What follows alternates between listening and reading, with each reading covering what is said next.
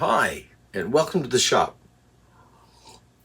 I'm glad you came. I don't know if any of you saw my other video about all the little miniatures that Veritas put out, and I've been collecting. But for my birthday, which was just this past around Thanksgiving, I got for my birthday a great present of the miniature shooting plane that Veritas has put out and the shooting board. Now, it's interesting because the shooting board that I got had a few issues. It had a big open area in the front of this of the fence, and some of the screws were sticking through the back. This is not a very what I would consider a refined shooting board, although the track is nice. But even on the new one that they've replaced the old one with, and they were very gracious about it, very fast to send me a new one, and I sent them back the old one. But even this one here took quite a bit of adjusting. This fence is actually inlaid in here to give it a stop. But the problem with that is that it's difficult to adjust it this way and out, in and out, without loosening it up and messing up the holes. So what I had to do was I came back in here with the chisel, and I just had to take a little bit off the end of the fence. It was a little too long for the edge of the shooting surface here that the plane follows and tracks in. So it would stop when it came to this area here. So I just came in here and I shaved off a little bit, and now it seems to be tracking fairly well. But let me get further into that, but bring you in and show you a closer view of all of this. So let's start with the shooting board. The Veritas miniature shooting board. It comes in a typical Veritas sort of cardboard box. And here's the shooting board. Looks very much like what's in the picture. There are a few little irregularities. Where this is drilled in, I don't know why there's a hole there, because it doesn't really line up with the exact center, but maybe it does. And then you see these holes here where these go in, so they pre-drilled them all the way through. That's all right. It's not a terrible thing. The adjustments are all square driver head screws, and I have had to adjust this track in and out a few times to get the shooting plane to ride correctly in here. And I had to shave off just a hair. I don't know if you can see. Let me bring this even closer and see if you can see that that this is goes in about 1/16 of an inch. I'm not even sure if you can really see that. Maybe on the back here it's more obvious. There you go. So you can see that it comes down in and across and up. So this itself is sitting in a track, but I find that the more you loosen these and adjust them, the worse they'll get. So what I did was I came in here, because what was happening was the plane was riding on this edge of the track, but then it would come down here, and when it got to this point, it would catch. So it wasn't going through fluidly when I was using it. So I came in and I just took this chisel and shaved off a hair of the top fence, and now it's tracking fairly well. But so there was an adjustment of these and this that had to be made. Not terrible, not ready to use out of the box.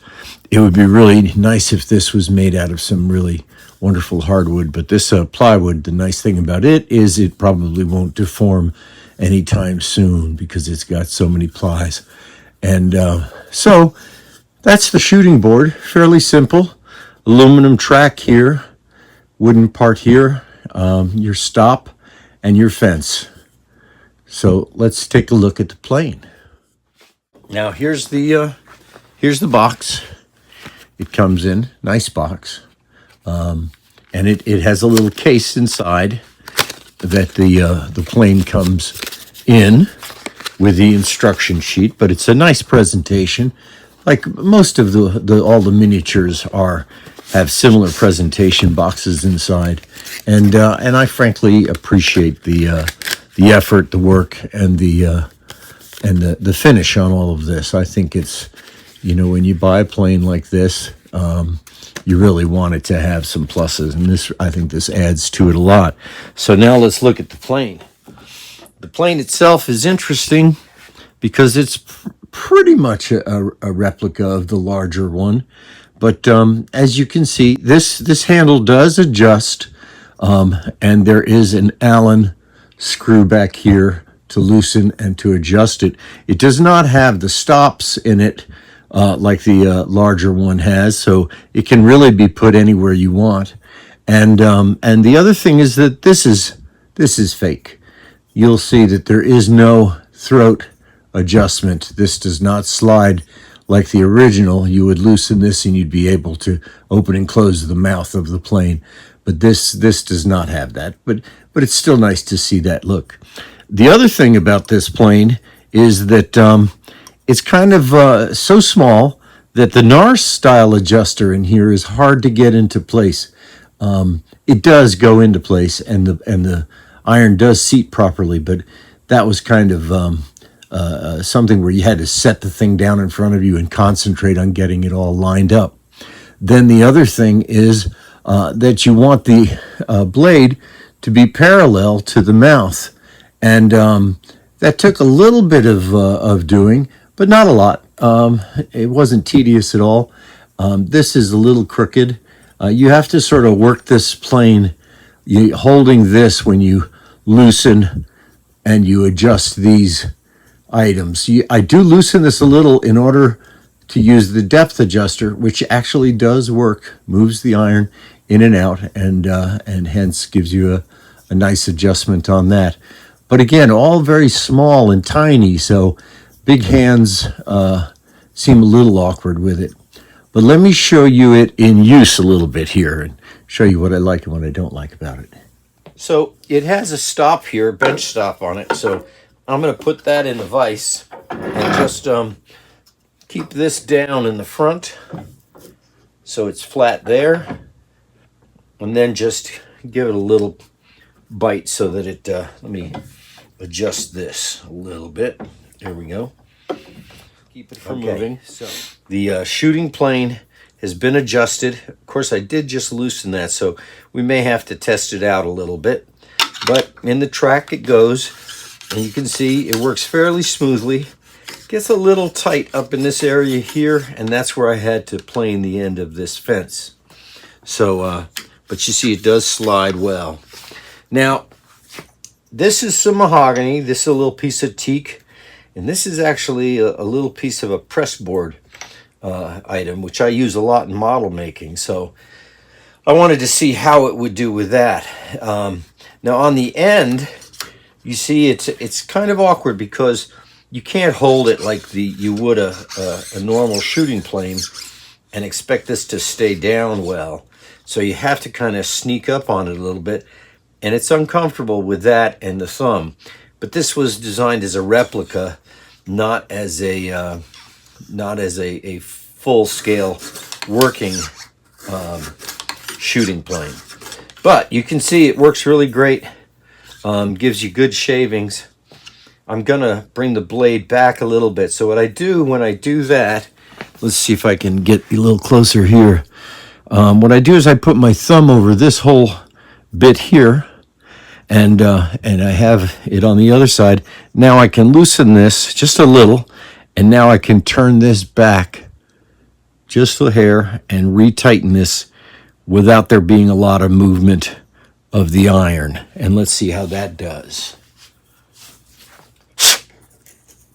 So this is a little piece of teak, and what I'm doing with that is I'm just taking some shavings off the side here. And very fine shavings. Of course, this piece you see is rounded down, but it's a nice, easy way to make it flat for fitting it into a corner of something. And I can really adjust the cut fairly easy by just moving the board out. Now, it does not like end grain so much because The full scale one has some weight to it, and so you can really come through and push through against end grain. Where this is so small that when you go to cut across the grain like this, you see, first of all, it hurts your thumb to keep your hand there, but you can't get the force that you do with the full size plane. There it's getting a bit awkward. You can see how I'm cupping the whole thing like this. This is silly. This doesn't really help here, but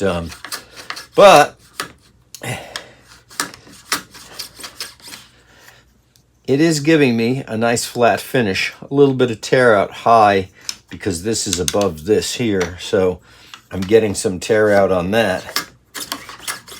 It surprisingly works very well with this fiberboard.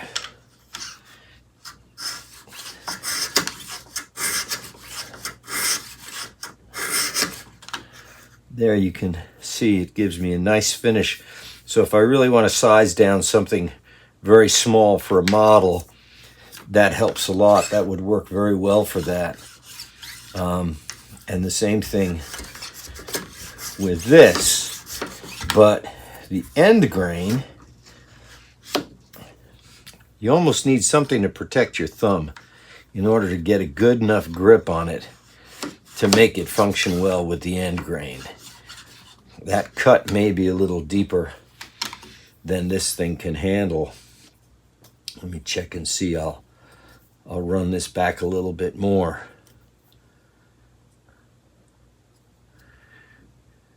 Now, that should be a very more fine shaving. Just doing a test on the mahogany, and it is fairly thin.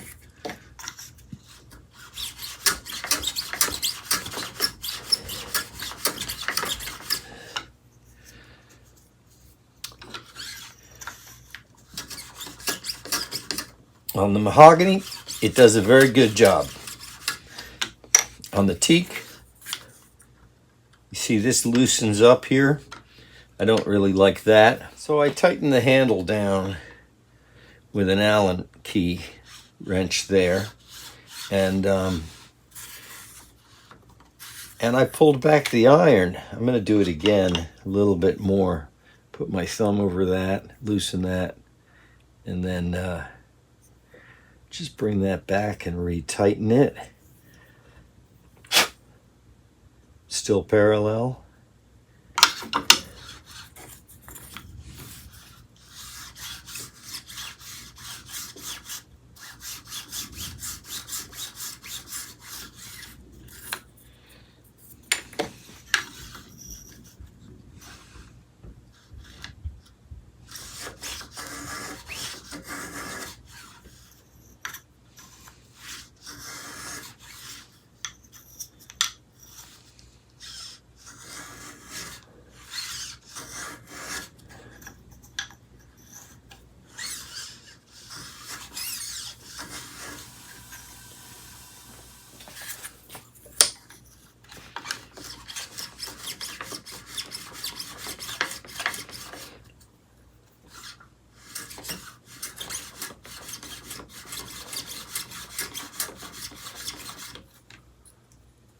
Well, I have to say, it made easy work of the walnut, and that was rough when I started, and it really gave it a nice smooth end grain finish. It did with the teak, but it had trouble with the teak biting into it. Softer woods, like this mahogany, it seems to have no trouble with shaving off very smooth end grain, and it works really well if you're sizing a piece down similar to this. And you can see that the shavings are nice and plentiful. So it does work. Here's the back of it, you can see. It does work, but it is a model, and it's a little awkward. But if you're doing some miniature, little tiny work, this is ideal for shaping them, because if you had this piece here, you might tendency might to be put it on a sander, on a sanding block, and work it this way. But this way you can really get a nice square edge to it fairly easy, and not have to sit there and play with it, and you get a nice planed finish on it, which is nice. So there you have it. So here it is, the Veritas shooting board, which when you buy it with the plane, it's a minimal amount left for you to buy this one here. And you see the size and the proportions, and you can see that it does work all right, but it is a model, and it's, I would not call it a workhorse, although the full-size one is really a beautiful plane, and it's a nice design. But it's fun, and if you're a model maker, it's ideal for really small miniatures, doll houses, miniatures for films and TV sets, that sort of thing.